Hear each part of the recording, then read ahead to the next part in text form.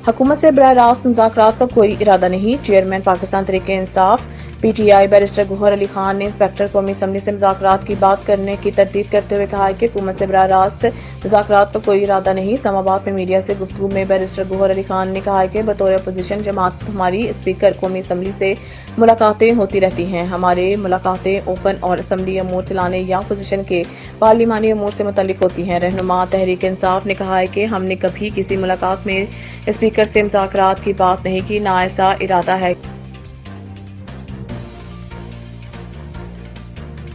बलूचिस्तान में बारिशों से तबाही, लेवीज चेक पोस्ट सैलाबी रेले में बह गई। तारीखी रेलवे टनल तबाह। तूफानी बारिशों के बायस से सूबे के कई अजला में मोबाइल फोन, इंटरनेट सर्विसेज और बिजली की सप्लाई मुअत्तल है। हकाम ने बलाई इलाकों में लेवीज वायरलेस सिस्टम के जरिए राब्तों की कोशिश की।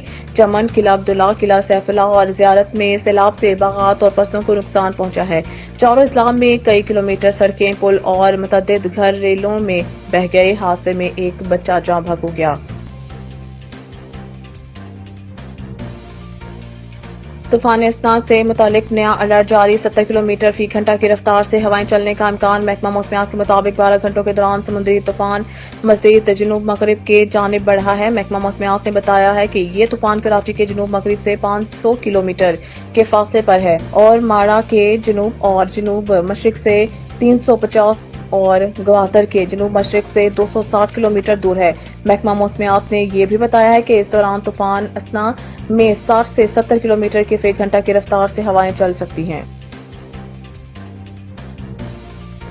IPP's माकान को तहकीकाती कमेटी में तलब करने से मुतालिक खबरें बेबुनियाद करार। पावर डिवीजन के एलामिया के मुताबिक तहकीकाती कमेटी का IPP's माकान की तलबी के हवाले से चलने वाली खबरों में सदाकत नहीं। हकाम ने वाज़ेह किया है कि IPP's के माकान को तहकीकाती कमेटी में तलब नहीं किया गया।